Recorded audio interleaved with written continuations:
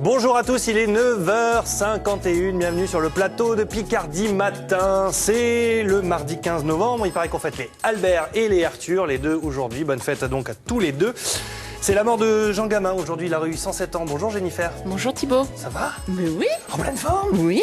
La soirée était bien? Mais oui. La préparation de l'émission aussi? Toujours. Toujours, tout va bien. Donc, alors au sommaire de cette émission, on va parler santé avec Céline Vaconsin qui va nous parler des dons d'organes. On manque de donneurs en France, on essaiera de vous expliquer pourquoi. On parlera aussi d'une bande dessinée qui est à l'honneur ce matin, une bande dessinée muette d'un petit Indien idéal pour les enfants à l'approche de Noël.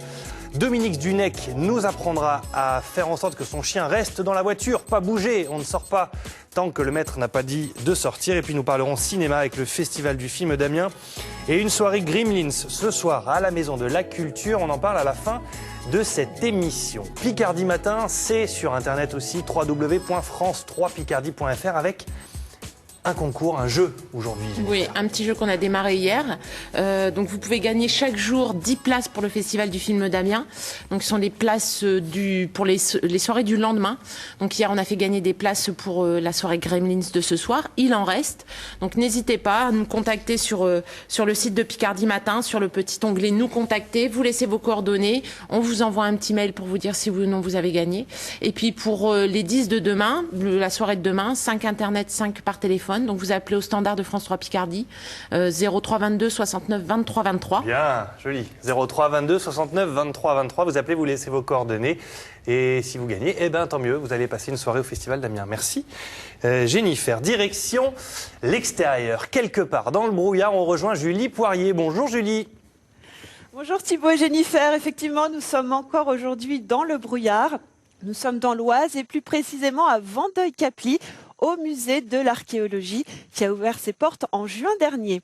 Alors il faut savoir que depuis des années, de nombreuses personnes travaillent sur ce projet. Le musée est le fruit de fouilles archéologiques locales sur un site gallo-romain et ici les visiteurs peuvent découvrir à la fois des objets de l'époque préhistorique gallo-romaine mais aussi mérovingienne. Mais je vous propose qu'on parle du programme tout à l'heure à l'intérieur bien au chaud. Merci Julie, à tout à l'heure, allez vous réchauffer. Justement, la météo, quel temps fait-il chez nous? C'est encore même scénario qu'hier en fait. Couvert, brumeux ce matin sur l'ensemble de la région et les températures beaucoup plus frisquettes, entre 1 et 4 degrés au maximum. Et cet après-midi, ça s'arrange beaucoup mieux, du grand soleil partout exactement comme hier avec un tout petit peu de vent et des températures évidemment par contre beaucoup plus fraîches qu'hier avec un maximum de 11 degrés à Creil. 9 j'arrive plus à lire, je vois plus, enfin 10 à Amiens, voilà, 9 à Péronne, 9 à Compiègne et à Montdidier.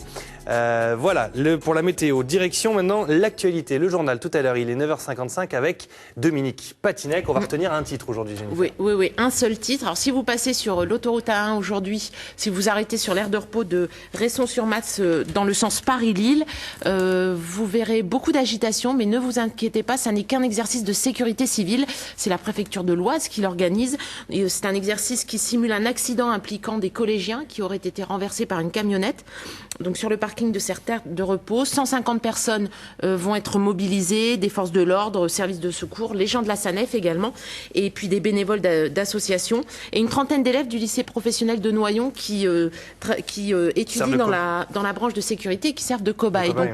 Ne vous inquiétez pas, ça n'est qu'un exercice de sécurité, un exercice dont vous aurez la primeur si vous n'êtes pas dans votre voiture aujourd'hui, dans le journal de ce midi. Avec Dominique Patinec, donc rendez-vous à midi pour le journal. Et pas de perturbation de trafic évidemment, puisque c'est sur une aire de repos. Merci de le préciser. Je vous en prie. C'est joli. Dans les quotidiens du jour, rien. Hormis cette petite info assez sympa dans l'édition de Saint-Quentin, page 12, sous la plume de Maurice. En fait, c'est un petit peu le petit coup de gueule du jour en fait de la rédaction. Il y a ce truc assez rigolo, l'élu désintéressé de la gloire. D'abord, elle s'est incrustée sur la photo de la délégation anglaise venue inaugurer la plaque d'un lycée. Puis elle a sauté sur le journaliste. Prenez mon nom, je veux que vous me citiez dans cet article. Pardon madame, ben oui, je suis madame X, la conseillère municipale en charge du jumelage. On essaye bien de lui expliquer qu'on ne la citera que si elle a quelque chose d'intéressant à dire, peut-être. Non, c'est moi qui les ai accueillis, les Anglais, je les ai accompagnés toute la journée pour les visites, donc c'est normal que je sois citée. Alors certes, elle n'a pas été citée dans l'article, mais ils la mettent à l'honneur de manière un peu humoristique dans ce petit onglet, page 12 de l'édition de Saint-Quentin. Petit bug aussi dans l'édition de Beauvais. Si vous avez mal lu la page 20 de l'édition du Compiègnois, la page 20, voilà, je suis meilleur candidat pour battre deux gauchers aux législatives, avec l'article jusqu'en bas, eh bien, vous avez la même chose, page 21, c'est pas bien ce que je fais, mais bon, c'est un petit clin d'œil, voilà, histoire de vous dire que voilà, si vous n'avez pas lu la page 20, vous avez le même article sur la page 21. Vous, c'est la même chose sur Internet, ça bug un peu. Hein. Oui, un autre petit bug dans le Parisien aujourd'hui. Donc, si vous voulez regarder sur Internet le cahier régional de l'Oise, le cahier départemental, pardon, de l'Oise, sur la page d'accueil, parfait, tout se passe bien, hop, hop, hop, l'Oise matin. Et puis, lorsque vous cliquez dessus, vous vous retrouvez avec le journal de Paris. Ah ben voilà, ça vous apprendra, vous allez voir la page de l'Oise. Parce qu'en fait, si on clique sur la page normale... Normalement, c'est le cahier voilà. départemental qui s'ouvre. Qui est d'ailleurs rempli de publicité, ce qui nous permet difficilement de vous montrer en fait la réalité de la page. Donc on est obligé de zoomer toujours pour éviter de montrer trop de pubs. Et en revanche, dans l'Union de l'Aisne-Nord, c'est ce petit appel au don du sang, notamment chez les jeunes du côté d'Hirson, parce que c'est vrai que en ce moment, les stocks de l'établissement français du sang sont particulièrement bas. Ils sont à 10 jours, alors que normalement, ils sont à 12. Donc, allez-y, n'hésitez pas. En plus, les fêtes vont commencer. Et avec les périodes de vacances, les stocks chutent également. Donc, allez-y, donnez votre sang. C'est toujours utile et ça pourra un jour vous servir. Merci Jennifer, direction Hirson, voilà, page 12 pour avoir toutes ces informations-là. Julie, vous êtes réchauffée. Votre programme aujourd'hui, la visite essentiellement de ce musée. Hein. Exactement, donc nous sommes bien à l'intérieur. Alors ici se déroule cette semaine la semaine du jeu. Ça sera l'occasion pour nous de présenter à la fois le musée mais aussi les activités pédagogiques qui sont proposées avec Esclarmonde de Monteuil, la conservatrice du musée. Nous parlerons également archéologie aérienne et théâtre antique avec Daniel Piton, archéologue. Nous pénétrons également dans les entrailles du musée, dans la salle de stockage et le labo avec Vincent Legros du service régional d'archéologie. Et enfin, nous parlerons de la Société historique de Breteuil avec Johan Zotna qui nous attend dans la bibliothèque. Voilà Thibaut pour le programme de cette journée. Merci Julie, à tout à l'heure pour cette visite. On passe tout de suite à notre première rubrique, on parle santé avec Céline Vaconsin. C'est parti.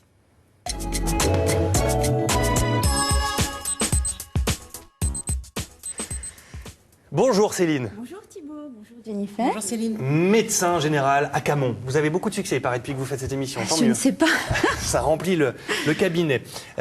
On va parler du don d'organes aujourd'hui avec d'abord un constat. En 2010, 4708 greffes ont été réalisées sur 15 600 personnes environ qui en ont besoin. Tout à fait. Sur ces 4700 greffes environ, seulement 1538 personnes ont été prélevées. Ce qui veut dire que plusieurs organes peuvent être prélevés sur une seule et même personne. Tout à fait. C'est clairement une pénurie. Pourquoi ? Tout simplement parce qu'en fait, aujourd'hui, le problème, donc déjà, on prélève des organes pour une mort encéphalique. Toutes les personnes qui décèdent ne peuvent pas être prélevées, d'accord ? Donc il faut avoir une mort encéphalique qui a lieu donc bien souvent dans un milieu hospitalier.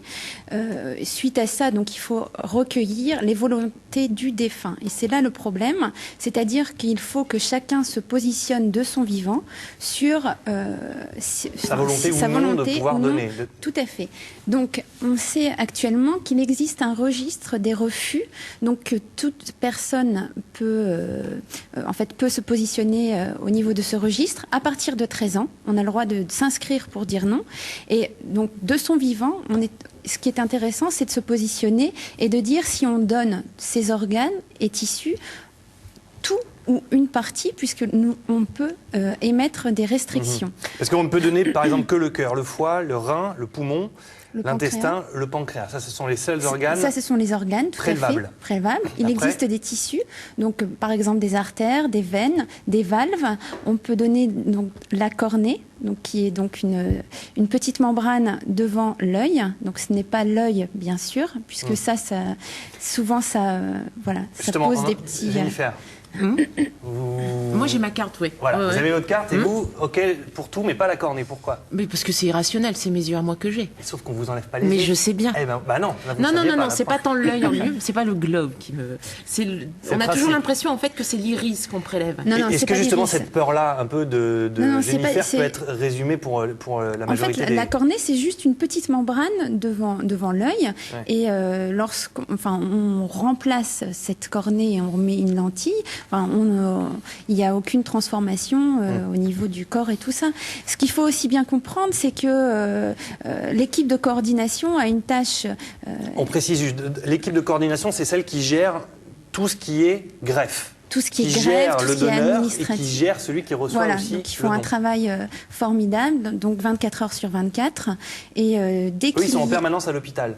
en permanence à l'hôpital, oui, il y a toute une équipe, en fait, un réseau avec des infirmières, des médecins, une coordination, puisque ce qu'il faut bien comprendre, c'est que lorsqu'il y a un décès, donc en mort encéphalique, qui a été constaté par 2 médecins donc différents, la famille, donc tout de suite on se positionne, on interroge le registre des refus pour savoir si le patient ou non est d'accord pour le prélèvement d'organes. Quand on ne sait pas, on interroge la famille, on essaye de savoir pour agir le plus rapidement possible, pour savoir si on peut prélever ou non. Si on a l'autorisation de prélever, après en fait on s'oriente vers l'agence de biomédecine pour donner la liste des greffons et voir s'il y a une liste de patients compatibles, receveurs, et là ça peut partir dans toute la France. Les greffons peuvent partir dans toute la France. Quand on se place en tant que donneur, il y a ces cartes qui existent, là, les cartes de donneur, elles Tout sont à assez fait. connues, on les trouve un petit peu partout, je vais les Voilà. montrer là pour qu'on les voit bien. Est-ce que ça a une vraie valeur, ça? Je veux dire, si je remplis cette carte-là, est-ce que... Ça a une valeur, tout à fait, mais la chose la plus importante, c'est de se positionner auprès de la famille, puisqu'on interrogera votre famille. En cas de décès, bien sûr, toujours en cas de décès... C'est la famille qui a toujours le dernier mot? Oui, c'est la famille qui a... Automatiquement, même si... Sauf si vous vous êtes inscrit sur le registre des refus. Ouais. Si moi je suis d'accord pour donner, que je remplis ma carte, que je ne suis pas inscrit sur le registre, mais que la famille n'est pas d'accord, C'est votre volonté de toute façon. C'est la volonté du défunt, c'est clair. Il suffit d'en parler. Et c'est ça, le souci, c'est qu'on n'en parle pas, parce qu'encore Et une pourquoi fois, on n'en parle c'est pas? tabou. Manque de communication, Manque de communication. Peut-être qu'on n'ose pas envisager ou aborder ces sujets-là, mais il faut... Enfin voilà, ce qu'il faut voir aussi. Donc là, on voit peut-être le côté négatif, mais le côté positif, c'est que ça sauve des vies. C'est que ça transforme des vies. Il y a des tas de gens qui sont en attente de greffe, qui ne... Enfin voilà... On manque de quoi essentiellement? On manque de tout. De tout. Enfin, il y a vraiment des gens qui attendent des cœurs, d'autres des foies. Enfin voilà. De son vivant, on peut donner seulement un rein et une partie de son foie. Tout à fait. Bon, ça, c'est plus complexe encore, oui, ça. et puis c'est vraiment dans des cas enfin, ce sont pour des donneurs familiaux ou des proches. Quoi. Il n'y a pas de registre. Voilà, il y a toujours ces notions de compatibilité. Et puis voilà. Et on rappelle que c'est gratuit et anonyme. Bien vous sûr, pouvez, gratuit et anonyme. Directement, donc justement, appeler l'unité de coordination, celle d'Amiens, mais qui peut donner aussi les renseignements si vous habitez n'importe où en Picardie. En fait, je pense que le plus d'informations, on peut le récupérer via les sites internet. 03 22 66 88 82, 03 22 66 88 82 et internet, Jennifer, Internet, on a oui. des Au CHU sites de référence. Il y a le site du CHU d'Amiens qui... Où là, ça répond vraiment à toutes les questions Ouais. qu'on peut se poser et tout Et ça. si jamais vous en avez encore, voilà, il y a le site de l'agence de biomédecine, donc il y a tous ces sites-là, et puis il y a... Et ça sauve des vies. Voilà. Faut vraiment Et là, insister on explique effectivement les missions et la façon dont travaille l'équipe de coordination dont parlait Céline. Merci beaucoup, Céline. Merci, bonne journée. Bonne journée, à la semaine prochaine, merci. Direction Vordeuil-Caply avec Julie Poirier.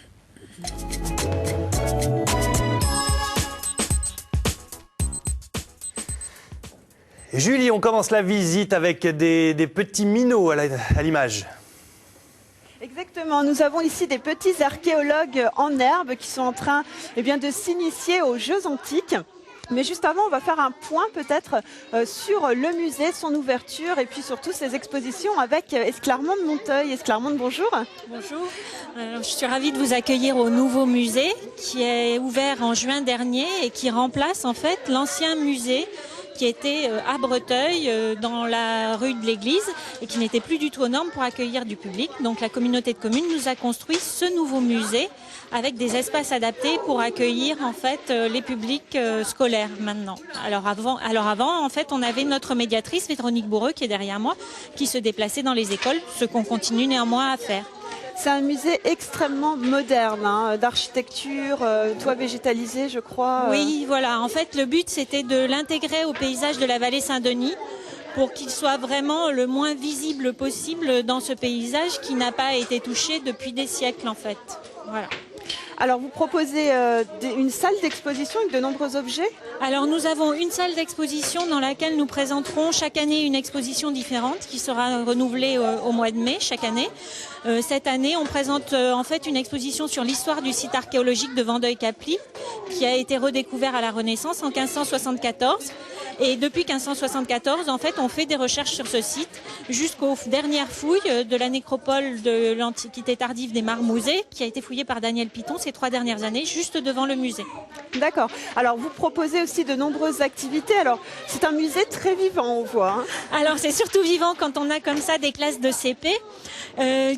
Alors, cette animation-là s'intègre dans la semaine du jeu qu'on fait une année sur 2, en fait, avec la commune de Breteuil. Une année sur 2, il y a la semaine du jeu ou la semaine du goût. Et cette année, c'est donc les jeux antiques avec différents jeux, dont les dés, qui sont un jeu qui existe de toute antiquité. Sachant que la numérotation des dés, en fait, n'a pas changé depuis l'époque romaine avec les faces opposées qui font 7. Voilà. Alors là, les enfants sont en train de fabriquer leurs propres dés en céramique. D'accord. Alors, on va peut-être demander d'ailleurs à Mathieu qui est avec nous. Bonjour Mathieu. Alors, qu'est-ce que tu fais aujourd'hui? Je fais un dé en argile. Et ça te plaît? Oui. Qu'est-ce que tu as découvert? Qu'est-ce que tu as appris? Où il est le 4, où il est le 6, où il est le 1, où il est le 2, où il est le 5. Alors, comment tu as fait pour faire ce dé en argile? Explique-nous. En fait, j'ai fait un carré et après j'ai pris un pic et j'ai fait les trous avec le petit pic. Et après, tu vas participer aux autres activités? Oui. D'accord, merci Mathieu. Et clairement, on voit bien que les enfants sont très intéressés par ces pratiques. Oui, ils aiment beaucoup. Alors là, c'est les jeux, donc c'est assez facile, ça paraît simple, mais en fait, ce sont des jeux qui ont disparu pour certains, comme les osselets, où les enfants ne jouent plus dans la cour. Donc c'est assez intéressant, mais quand on fait des animations vraiment sur l'archéologie, on a en général la moitié de la classe qui veut être archéologue par la suite à la fin de Ça l'animation. fait naître des vocations. Voilà. Alors on espère en retrouver dans quelques années sur les chantiers de fouilles. D'accord. Et je crois que vous avez aussi des petites perspectives un peu internationales pour ce musée. Vous espérez vraiment l'ouvrir En fait, on a pour but d'accueillir des chercheurs. Alors sur les chantiers de fouilles, on a déjà commencé en fait à accueillir des fouilleurs de différents pays. On a eu des Anglais, des Afghans, des Américains, des Norvégiens. Donc c'est vraiment le but, c'est d'échanger avec d'autres pays et pas de rester coincé juste en Picardie, mais d'ouvrir sur l'extérieur. Merci beaucoup Esclarmonde de Montail. Alors peut-être que parmi ces enfants, il y aura des futurs archéologues qui viendront continuer à fouiller sur le site. Voilà Thibaut et Jennifer, on se retrouve tout à l'heure justement avec un archéologue, Daniel Piton. Merci Julie, à tout à l'heure. Et cette rubrique nous a permis de savoir que Jennifer voulait être archéologue quand vous étiez petite. Oui, bon, tout le monde, tous les petits-enfants. Je balance. Alors sur Internet, Vandeuil-Capli, c'est bien référencé. Hein, oui. C'est vrai que le chantier archéologique de Vandeuil-Capli est très bien référencé, d'autant que ce sont des bénévoles en fait qui vont y travailler. Et donc je vous ai trouvé, regardez, des photos, ça va plaire à notre rédacteur en chef, ça, des photos aériennes surtout du site de Vandeuil-Capli, de la nécropole. Ce sont des photos qui sont prises par Cerf-Volant. Ah oui, le fameux cerf-volant, voilà. le ballon là, c'est ça? Non, par cerf-volant. Le cerf-volant, voilà. Bon. Donc vous avez toutes les photos aériennes. C'est un bénévole qui a travaillé sur le chantier et qui les a mises en ligne. Donc on se rend bien compte surtout de l'étendue du site. D'accord. Photocerfvolant.free.fr. Merci Jennifer. On parle lecture maintenant, comme tous les mardis avec Thierry Ducret du Centre Régional du Livre. Bonjour Thierry. Bonjour Thibaut. Et Bonjour. on parle de ce livre que vous nous avez ramené. C'est pas Yakari, c'est presque un petit frère de Yakari. indien, c'est un lointain cousin, voilà, il est là. C'est le petit frère de Yakari, quoi. Anouki, c'est une bande dessinée muette en fait, et c'est votre coup de cœur du jour. Oui, exactement, voilà, on a une bande dessinée des éditions de la Gouttière. Les éditions de la Gouttière, c'est une structure éditoriale qui a été créée par l'association On a marché sur la bulle, alors qui est très connue, cette association, même si on ignore peut-être le nom, puisque l'association On a marché sur la bulle organise ce grand festival à Amiens, le festival de bande dessinée, les rendez-vous de la bande dessinée à Amiens. Voilà. Alors, cette BD, elle est originale dans le sens où, justement, c'est une jolie histoire qui est racontée sans aucune bulle. Rien. C'est une bande dessinée, vraiment que dessinée. Il n'y a aucun dialogue, il n'y a rien, on devine tout, en fait. Exactement, c'est un peu à la manière d'un film muet. Alors, il y a beau ne pas y avoir de texte, il y a quand même un scénario, puisqu'il y a un scénariste qui l'histoire, c'est s'appelle... ce petit Indien qui s'ennuie, qui joue et qui rencontre pas mal de péripéties, en fait. Voilà, et qui est un petit peu têtu. Sauf que on n'est pas têtu, faut pas être trop têtu avec un sanglier par exemple, hein, on fait pas trop le poids, ni avec un ours. Et alors, il va rencontre croiser, des poules. il va croiser des poules qui sont à peu près aussi têtues que lui. Ouais. Alors lui, il est un peu maladroit, du coup ça donne des situations un peu cocasses, et ils vont un peu se disputer le territoire. Avec ses poules, voilà. Ce qui il donne leur fait des vivre l'enfer. situations. Hein. Chaque fois, en fait, il les croise à un moment ou à un autre. Voilà, là, elle l'empêche de monter sur le totem. Elle rigole, elle se marre, il les déplume à un moment donné. Tout se finit bien parce que c'est un brave petit garçon, mais c'est vrai qu'il se met quand même dans des situations un peu périlleuses. L'idée, c'est de... Pourquoi ne pas avoir mis de bulle? C'est de susciter quoi? C'est de susciter une certaine imagination? De s'imaginer un scénario? Voilà. Tout à fait. On est vraiment... sur la bande dessinée, déjà, on s'appuie forcément sur l'image, hein, c'est le principe. De ne pas avoir de texte, justement, c'est de s'appuyer sur une image qui est capable d'apporter une narration. C'est vrai qu'on est quand même dans une culture de l'écrit, donc on se dit, quitte à lire une histoire, autant la lire avec un appui écrit. Et là, en fait, tout le talent justement des auteurs, c'est de réussir à nous raconter une histoire sans s'appuyer justement sur cet écrit. Voilà, et puis surtout, il y a quand même quelque chose, c'est-à-dire que les éditions de la Gouttière, ils ont un peu deux axes de ligne éditoriale. Un, sur la promotion des auteurs de la région. On a vu par exemple Cicatrices de guerre, qui est un ouvrage collectif autour d'auteurs picards, et puis aussi des bandes dessinées sur la jeunesse. Et justement, cette bande dessinée, elle s'adresse aux tout petits, comme aux très grands, mais surtout, voilà, c'est une porte d'entrée en fait pour les petits. Alors, dès la moyenne section, dès 4 ans, en fait, on peut donner dans les mains d'un enfant cette bande dessinée et qu'il soit capable de la lire et de la comprendre. Ouais. Alors justement, si pour aller plus loin, il y a aussi un programme pédagogique qu'on peut retrouver sur Internet, c'est-à-dire pour une forme un peu de fiche de lecture en fait. Nous, on a ça quand on est plus grand, mais pour les petits, on fait directement une fiche de lecture sur une bande dessinée. C'est pas le profil de l'œuvre, mais quasi. Et justement, pareil, là aussi, gros avantage, c'est-à-dire qu'en fait, ils vont donner des outils aux enseignants pour travailler les ouvrages en classe. Et là, ça se passe sur Internet, on va aller voir ça avec Jennifer. Donc voilà, ce sont vous allez sur le site des éditions de la Gouttière, et puis vous avez ici un facsimilé des fiches. Vous pouvez les télécharger ici, donc en fonction de elles sont là en bas, pardon, en fonction de pour le cycle 1 des classes élémentaires, les petites sections ou les moyennes sections, et puis quand vous les téléchargez, hop, voilà, ça donne ça. Donc c'est vrai que ça permet d'aborder la bande dessinée en classe. C'est assez intéressant et tout est bien fait. L'enseignant est bien guidé. Voilà, Anouki, la guerre des poules, c'est sorti le 14 octobre. Ça se trouve dans les librairies régionales, ici, sur Internet aussi. Et partout en France, du reste. Ils sont diffusés partout. Éditionlagouttière.com. Ah oui, une petite Alors chose. Ça, c'est le premier tome. C'est le premier tome. Le deuxième tome est annoncé pour juin 2012. D'accord. Bon, ça, c'est le premier pour Noël. Et l'autre, c'est pour c'est pour avant de partir pour l'été. Avant de partir pour l'été. Jennifer, pour la petite Lily. Ah oui, ça va lui ça va la faire rigoler. Merci beaucoup Thierry pour ce petit coup de cœur de la BD. Direction Vendeuil, Capli avec Julie tout de suite.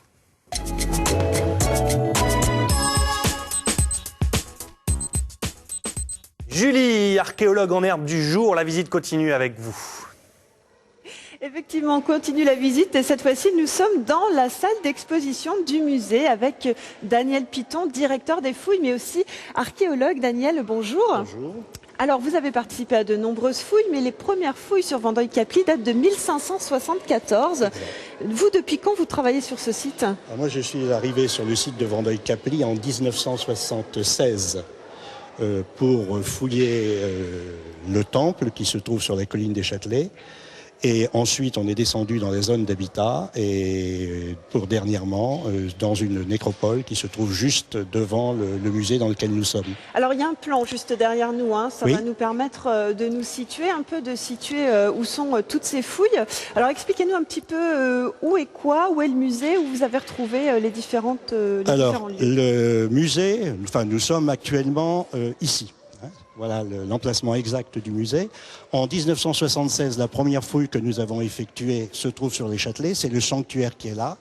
Ensuite, nous sommes descendus dans la vallée Saint-Denis pour fouiller une partie de la zone d'habitat, puis une autre partie de la zone d'habitat près du théâtre.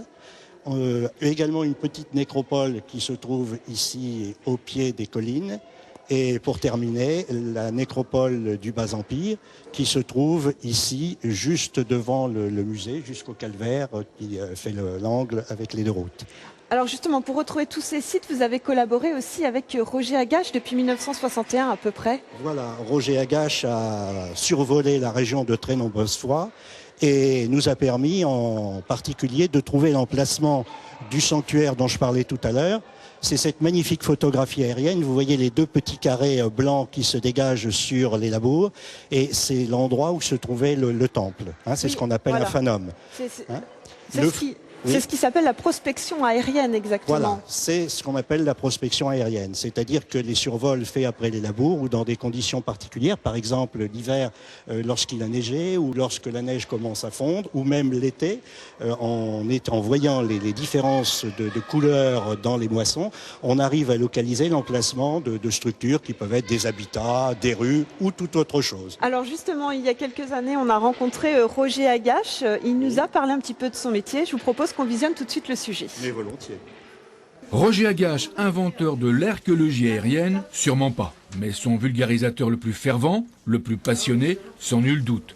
Mes premiers survols, c'était pour voir d'avion les sites que j'ai fouillés. Évidemment, j'ai rien vu. Et dès 1955, j'ai commencé à faire quelques petits survols sans succès parce que je n'avais pas de formation suffisante, parce que je ne connaissais pas ce qu'on pouvait espérer voir d'avion.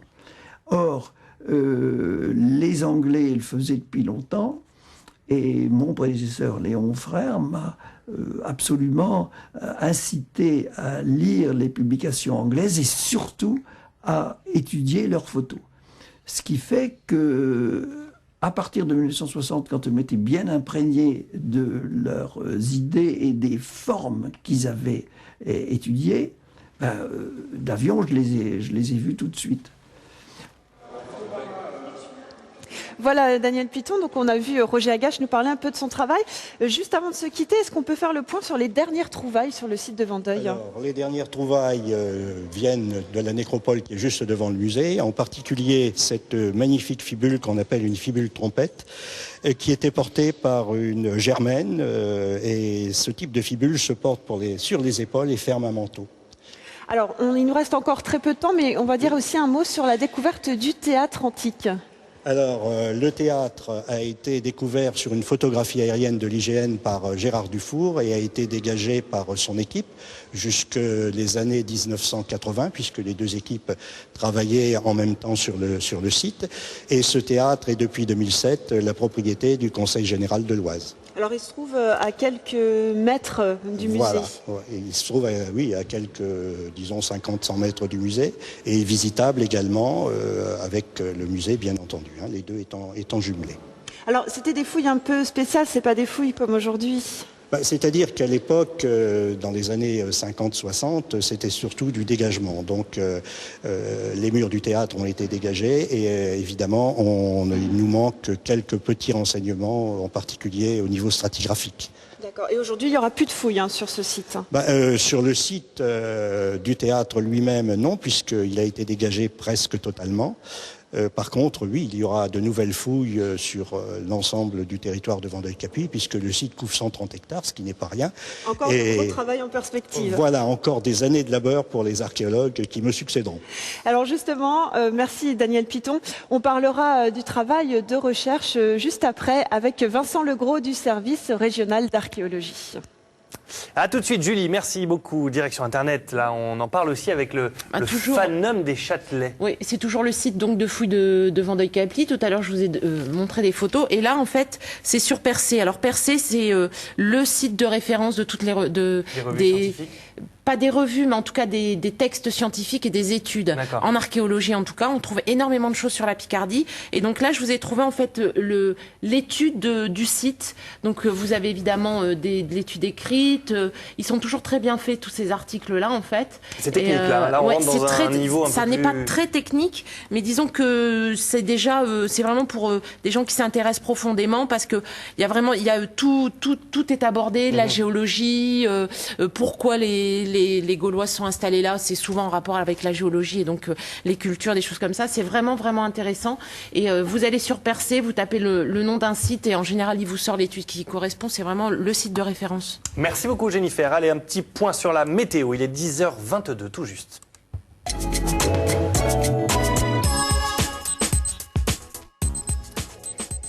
C'est très gris ce matin et ça se découvre bien cet après-midi. Grand soleil sur l'ensemble de la région avec un léger vent d'est frais. Du coup, les températures chutent.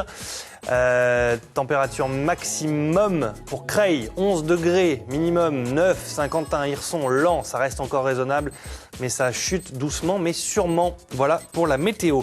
Vous avez un chien, il a du caractère, vous aussi, ça tombe bien. Comment se mettre d'accord? Eh bien, Dominique Zdunec va nous répondre. Bonjour Dominique. Thibault. Aujourd'hui, on va parler dans un premier temps de la voiture. Comment faire pour que le chien ne descende pas de la voiture dès qu'on ouvre la porte? D'accord. C'est vrai que c'est souvent sujet à accident. Tout à fait, oui. Il y a une technique toute simple. On va la voir en image sur Internet, sur votre site écoute-ton-chien.com. Là, ça traverse la route. Non, c'était pas celle-là que j'avais en tête. Donc ça, c'est traverse la route. Donc on va retrouver la vidéo. Bref, on est dans la voiture. Voilà, là, voilà sur Internet directement. Voilà. Alors là, qu'est-ce qui se passe? Le chien ne bouge pas. Voilà. Comment vous avez fait alors que normalement, ce chien-là, a priori, il sort dès que vous ouvrez le coffre? Voilà. En fait, comment j'ai fait? J'ai fait monte, qui est logique, descend, qui est logique, monte, descend. J'ai fait monte, puis on a reculé, il a attendu. Tout simplement, en 3 minutes. Mais comment ça? Comment c'est si simple? Alors qu'on passe, nous, des heures à essayer de leur faire comprendre qu'il ne faut pas descendre. 9 fois sur 10, quand le chien descend, vous dites non, monte. Et vous faites du dressage à l'envers. On lui donne un ordre inverse. Exactement. Parce que l'ordre arrive trop tard. Non, en fait, lui, le chien, quand il descend, vous agissez. Et le chien, il comprend que quand il descend, vous donnez, par exemple, descend. Et en fait, vous lui obéissez. C'est la psychologie inversée. Donc c'est le chien qui a l'impression de vous dresser, en fait. Exactement. C'est le chien qui vous fait obéir. Il agit et vous réagissez. Et tout le monde le fait. Alors qu'il faut, vous, agir dans un premier temps. Dans ce cas-là, s'il descend, vous le remettez sans rien dire. Et lui, il comprend que monte et descend, je descends que quand mon maître m'a donné l'autorisation de monter. Tout ça dans la joie et la bonne humeur, dans la joie et la bonne plus haut que l'autre, non, sans crier, ça sert à rien. De toute manière, comme je disais, il entend 10 fois mieux que nous, donc ça sert à rien. Et puis crier, s'énerver, c'est contagieux, ça sert à rien de s'énerver. Alors, une autre technique pour ne pas traverser la route. Ouais, un chien, c'est hyper important. Super dangereux par rapport aux voitures. Ouais. Un chien qui traverse la route. Voilà.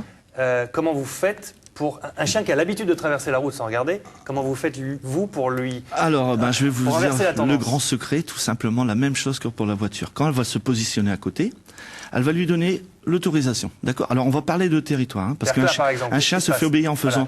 Là, elle va lui donner une autorisation, par exemple... On y va, d'accord? Là, elle dit on y va au moment où elle Exactement. Lui, il mémorise qu'on y va, faut traverser. Maintenant, elle va rien dire du tout. Et le chien va... Là, elle lui a dit encore une fois, non, parce que en fait, elle le fait plusieurs fois, hein. D'accord? Maintenant, on a mis quelque chose où c'est un petit peu, voilà, il y a un chien de l'autre côté, donc c'est un peu, voilà, et là, elle dit rien. Et le chien a mémorisé que quand ma maîtresse m'a pas dit on y va, je ne bouge pas. Et on l'a pas conditionné. Ah, mais c'est un acteur, vous l'avez payé, ce chien? Non, tous les chiens sont capables de le faire. Parce que ça, on précise que c'est un chien au départ qui était. C'était un chien de la SPA qu'on a rééduqué. Elle est venue pour j'ai rééduqué son chien. Donc un chien qui est un peu brouillon à ce niveau-là, qui est pas forcément entre guillemets bien dressé, ça veut dire qu'il a pris le dessus sur son maître. Ouais. Est-ce qu'on peut le remettre facilement dans le droit chemin? Bien sûr. En fait, pourquoi il a pris le dessus sur son maître? Quand les gens l'ont se promené, il dirigeait, vous êtes d'accord? Donc je vais lui retirer ce qu'on appelle des prérogatives de dominant. Je vais lui apprendre que quand on se promène, c'est nous qui dirigeons. À la maison, je vais lui apprendre que c'est nous qui passons les portes en premier. On va lui apprendre des territoires, rester sur le tapis, monter, descendre de la voiture. Un peu comme dans une meute, en fait. Oui, tout à fait. Mais en fait, moi, si vous voulez, je lui impose pas au chien, je force pas comme dans des méthodes classiques. Je lui pose un problème, comme là, traverser la route. On y a fait une fois, on y va, 2 fois, 3 fois, la 4e fois, elle a passé, le chien, il a réfléchi. Il s'est dit non, je passe pas, tant que ma maîtresse m'a pas dit on y va. Et on en met 3 minutes. Bon, on essaiera. Ah, essayez. On va essayer. C'est impressionnant quand même. Bon. Votre programme sur internet écoute-ton-chien.com, on peut venir vous voir directement. Oui, tout à fait. Le premier test est gratuit. En plus, c'est le premier test. C'est un bilan, un diagnostic. Voilà, et je vous montre qu'en 5 minutes, un chien est capable d'apprendre en 5 minutes. Les gens viennent, ils repartent avec un chien qui marche à côté, et j'ai des gens qui viennent un petit peu de toute la France d'ailleurs. Bon, merci beaucoup Dominique d'être venu nous livrer vos secrets. À dans 15 jours, merci beaucoup. Dans 15 jours Thibault. Allez, direction Vandeuil-Caply avec Julie tout de suite.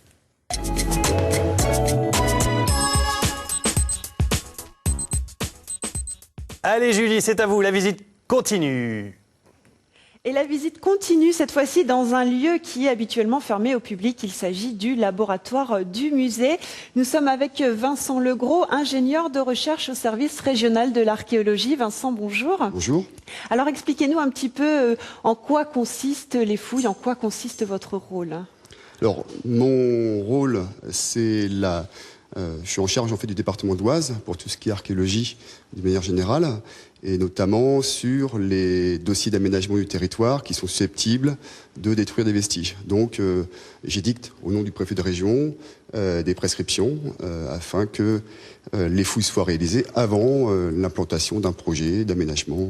Voilà. Alors vous travaillez essentiellement sur le territoire de l'Oise. Tout à fait. Comment ça se passe? Ce sont des fouilles programmées? Alors ça, il s'agit de fouilles programmées. Nous avons d'autres missions aussi qui est la recherche scientifique, et donc c'est pour ça que chaque été, j'organise des fouilles programmées sur le secteur. Avec des bénévoles, mais aussi des étudiants. Voilà, c'est ça. Ce sont à la fois des chantiers écoles qui permettent aux étudiants de se former, et d'autre part de faire découvrir au public l'archéologie, ce que c'est que l'archéologie programmée, et d'une manière générale, les techniques de fouilles et tout ce qui va avec. Et c'est important de faire participer les bénévoles aussi à ce genre de fouilles? Oui, je pense que ça leur permet d'avoir un lien direct avec leur patrimoine. Ça, c'est important aussi. Et d'entretenir la mémoire, peut-être, aussi, l'histoire. C'est exact. Alors, vous avez l'intention de fouiller d'autres sites sur le territoire de Vandeuil-Caply? Oui, alors, il y a eu pendant des années des fouilles réalisées sur le secteur de Vandeuil.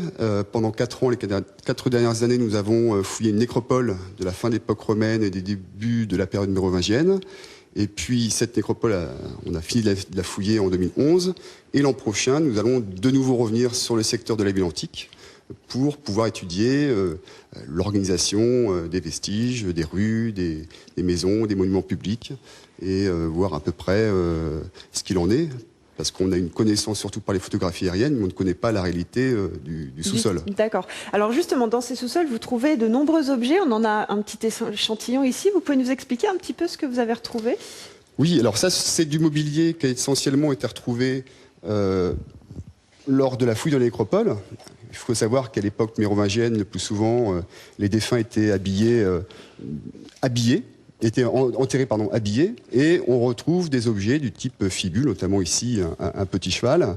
Dans les sépultures féminines, on a aussi également les objets de toilette. On peut trouver particulièrement ici une pince à épiler, dont les dates sont tournent autour à peu près de 500 après Jésus-Christ. Une boucle vestimentaire également. Vous pouvez juste nous rappeler les dates? C'est une nécropole qui a été en usage entre 250 après Jésus-Christ jusqu'à peu près 530. D'accord, ok. On a aussi un petit peu de... Alors ça, c'est de la céramique. De la céramique commune, utilisée dans le cadre d'un usage domestique. C'était trouvé ça notamment sur les fouilles anciennes. D'accord. Et juste à côté, alors on a une trouvaille un petit peu particulière. Vous pouvez juste nous en dire 2 mots, même si c'est pas vous qui l'avez personnellement trouvé? Alors, il s'agit en fait de restes de fragments d'une natte en osier faite à partir de tiges de saule qui venaient envelopper à la manière d'un linceul le défunt. Et ici, il est en cours de restauration. On essaie de comprendre comment était tressée cette natte, comment elle était fabriquée, on va dire. Voilà, alors ça fait partie des objets que... C'est assez exceptionnel parce que c'est une des premières fois dans le nord de la France qu'on trouve ce type de linceul au fond d'une sépulture. Alors aujourd'hui, ces objets-là, une fois qu'ils seront bien restaurés, il faudra les protéger. C'est aussi un peu votre rôle? C'est ça. Donc la protection des objets, c'est d'abord de leur trouver une place quelque part, soit dans un dépôt, mais dans le meilleur des cas, au sein d'un musée. Et je pense que le musée de Vandeuil-Caply est tout à fait destiné pour ça. D'accord, merci beaucoup Vincent Legros. D'ici quelques mois, peut-être même un petit peu plus, on pourra découvrir donc ce linceul, cette natte en osier, peut-être dans le musée de Vandeuil-Caply. Voilà, on se retrouve tout à l'heure dans la bibliothèque avec Johan Zotna de la Société historique de Breteuil. À tout à l'heure, Julie. Merci beaucoup. Biographie d'un nom à rallonge sur Internet. Oui, l'inventeur de l'archéologie. Oui, le fondateur de l'archéologie moderne. Alors, il s'appelle Jacques de Boucher de Crèvecoeur de Perthes, mais nous, on le connaît mieux. Jacques de Boucher de Crèvecoeur de Perthes, mais on le connaît mieux sous le nom de Boucher de Perthes ici. Quelques rues, notamment à Amiens. Et donc, c'est effectivement l'inventeur de l'archéologie moderne. Il a eu un grand terrain de jeu quand même dans notre région. Il est né dans les Ardennes, mais il a fait toute sa carrière à Abbeville. Et donc sur Internet, vous trouvez sa biographie. Il est référencé dans le musée des douanes, donc quelqu'un d'important sur la place. Super, merci Jennifer. Allez, on va parler cinéma maintenant avec le Festival international du film d'Amiens qui fête ses 31 ans. Joyeux anniversaire, pour la peine, générique.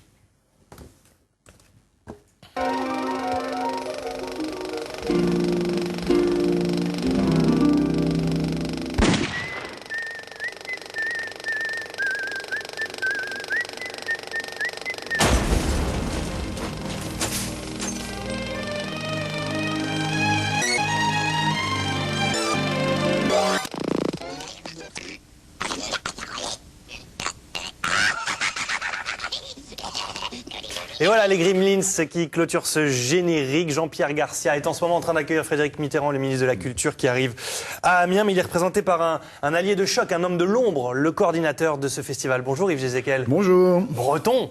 Ben oui. Qui vient en Picardie pour s'intéresser au cinéma, tant mieux, soyez le bienvenu. Festival qui fête ses 31 ans, je le disais.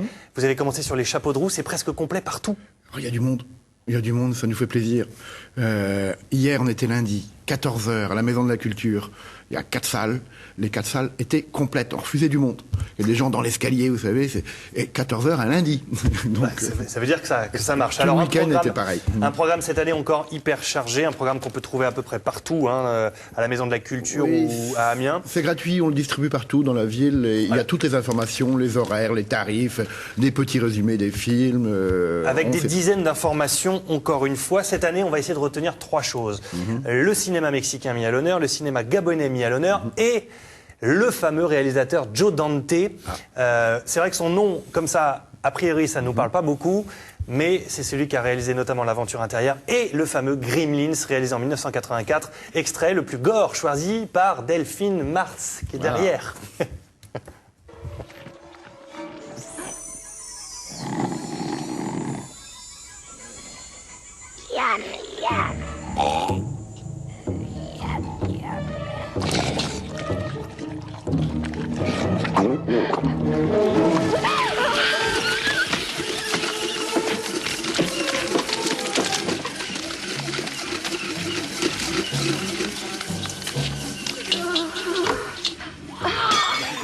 Et ça dure comme ça pendant une bonne heure et demie. Alors si c'est un petit peu trash comme ça, sachez que c'est quand même un film pour les enfants et qu'on rigole énormément. Tout à fait. En fait, il est complètement décalé ce oui, Joe Dante. C'est devenu un film culte.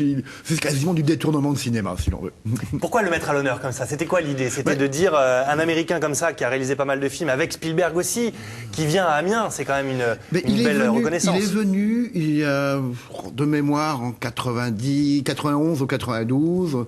Il a trouvé ça bien. Vous savez, il y a des contacts qui s'établissent. On voyage dans les festivals. Et puis on lui a proposé déjà l'an dernier de venir. Il n'a pas pu. Il avait du travail. Et puis cette année, il dit oui, je viens. Mais on lui a proposé non seulement de lui faire une rétrospective, mais on lui donne une carte blanche. C'est-à-dire qu'il nous propose, on passe des films qu'il aime bien.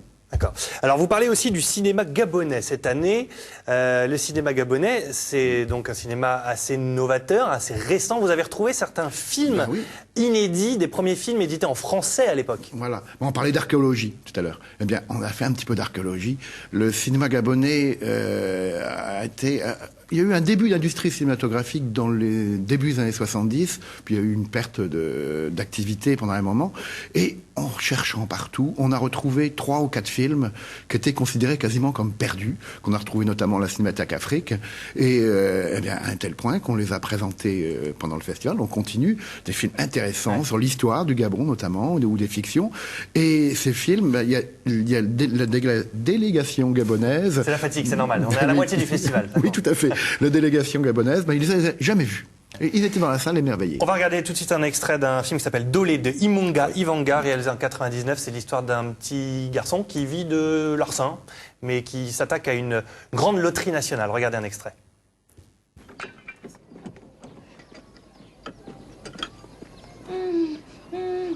On stoppe tout. Pas question, Gaillard. Tu me lâches tes fringues.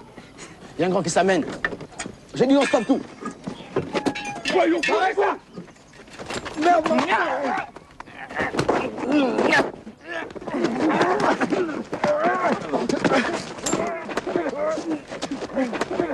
Ouvre-la.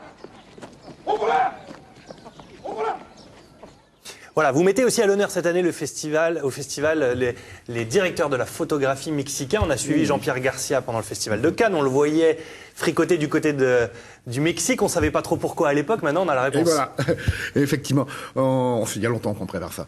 80 ans de film, 80 ans de cinéma, 40 films. On a les directeurs photo mexicains. Ils ont beaucoup de talent, et bon, je ne vais pas citer les noms, mais ils ont travaillé à la fois au Mexique, à la fois à Hollywood, donc on a des films américains, des films mexicains. C'est l'histoire du cinéma de tout un pays qu'on présente, et du cinéma très populaire en plus. Là, vous mettez à l'honneur, par exemple, Emmanuel Lubezki, celui qui a réalisé Sleepy Hollow avec Tim Burton, et la dernière Palme d'Or quand même, Tree of Life de Terrence Malick. C'est quand même du haut niveau, tout ça. Bien sûr. Oui, c'est normal. Bien sûr. Vous savez, c'est un festival très éclectique. Le festival d'Amiens est très éclectique. On passe des films pour spécialistes, mais aussi du cinéma populaire comme Ben Salah, etc. Alors, toujours dans ce programme, vous avez, je le répète, pas mal d'informations, avec notamment toujours le prix de la Maison d'Arrêt, le prix du Festival du court-métrage, vous avez Regard Jeune sur le cinéma, des tarifs attractifs aussi pour ceux qui touchent le RSA. Une soirée dantesque aussi, auquel vous pouvez gagner des places, Jennifer. Oui, sur Internet, donc 5 places, il en reste quelques-unes pour ce soir, pour la soirée de ce soir. C'est la soirée Gremlin, c'est la soirée dantesque, c'est demain. C'est demain. Donc vous pouvez gagner encore quelques places pour la soirée de ce soir, donc en nous contactant sur le site de Picardie Matin, il y a le petit onglet nous contacter, vous cliquez, vous laissez vos coordonnées, et puis on vous joint derrière. Et puis ensuite, 5 places au standard, 03 22 69 23 23. On le mettra demain en bandeau. Et puis 5 autres encore, toujours par le même moyen, nous contacter, Picardie Matin, pour tout ça, 10 places pour la soirée de demain. Merci beaucoup, merci Yves. Je vous laisse repartir en courant. Une dernière petite info, on vient de savoir que Bertrand Tavernier sera au festival, à la fin du festival, pour mettre une licorne d'or à Joe Dante. C'est de l'actualité toute fraîche. Et puis vendredi, Jamel Ben Salah sera avec nous pour parler de ce festival, justement. Peut-être avec un invité surprise, je ne sais pas si c'est confirmé. C'est fort possible. C'est fort possible, voilà, on verra ça. Merci beaucoup en tout cas, Yves. Merci. Allez, direction Vendeuil-Caply tout de suite avec Julie qui nous attend.